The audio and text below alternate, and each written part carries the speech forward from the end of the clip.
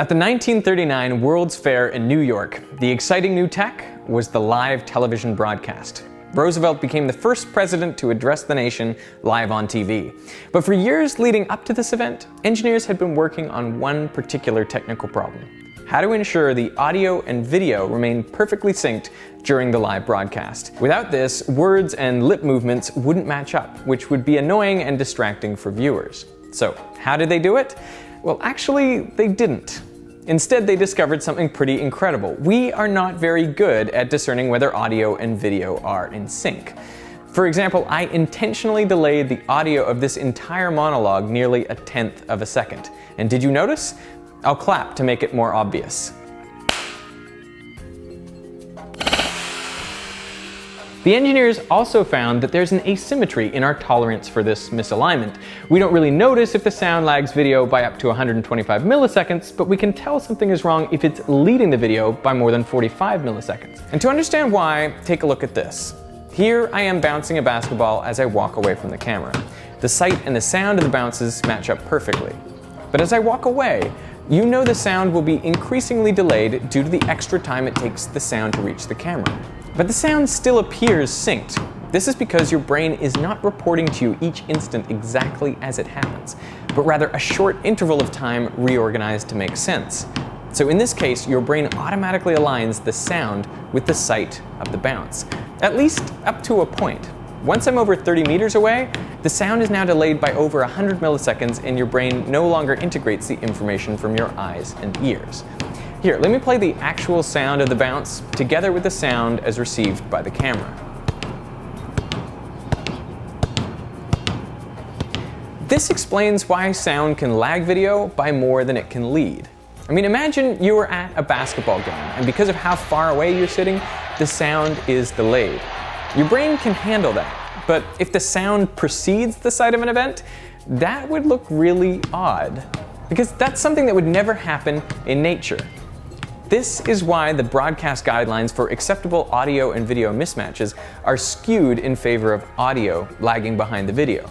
Our brains are good at aligning audio with the vision that preceded it. We can actually exploit our auto-syncing capabilities to produce some strange results. For example, we created this computer program where when you press the spacebar, a light appears on the screen. But not immediately. There is an 80 millisecond delay between the button push and the light coming on. In a study, participants who familiarized themselves with a similar program came to believe that the light turned on immediately after they pushed the button, just as our brains synchronized the sight and sound of the basketball bounce. Press the space key once to begin. This is just the section where you get the idea of what it does, so you push the space bar. Now watch what happens when you remove the delay. That last one came up without me even pressing anything. You didn't press anything and it just flashed up there. Right. Some participants were convinced that the light came on before they pushed the button. They believed that something else caused the light to come on, even though it was their action that made it happen. This is remarkable because causality, the idea that one thing leads to another, is fundamental to our understanding of the world. Otherwise, how would we know who shot first? Babies as young as 8 months can demonstrate an understanding of causality. When watching a caregiver wind a music box, if the music stops, the babies touch the caregiver's hand to get the music to start again. Causality is something we're hardwired to recognize, but even this core part of our brains can be fooled. And the flash lag effect gives further insight into how this happens. Stare at the red square in the middle of the screen, and remember what you see when the flash happens. Where was the ring when the flash occurred? If you're like most people, you probably saw the flash in the top half of the ring. But what actually happened was the flash appeared in the exact center of the ring. So our perception of the flash seems to be delayed. To explain this result, scientists hypothesized that the brain was anticipating motion. You see the flash behind the ring because your brain is predicting where the ring will be, not where it actually is when the flash happens. To test this hypothesis, neuroscientist David Eagleman and his team modified the experiment so that the ring reverses direction right at the moment of the flash. Now what did you see? If the brain was predicting the motion of the ring, you should have seen exactly the same thing as before, with the flash on the top side of the ring. But most people see it in the bottom half of the ring. How is this possible, considering all the frames leading up to the flash were exactly the same in both cases? If our brains were anticipating motion, then we would have had to somehow known in advance that the ring was going to reverse direction. And that seems impossible. So the alternative hypothesis is that where we see the flash occur depends on what happens after the flash. There is a delay between the flash occurring and you perceiving it, and the stuff that happens during that delay is actually incorporated into your perception of the event. This is incredibly counterintuitive, and it calls into question our perceptions of causality. The underlying cause of all of these illusions is the same.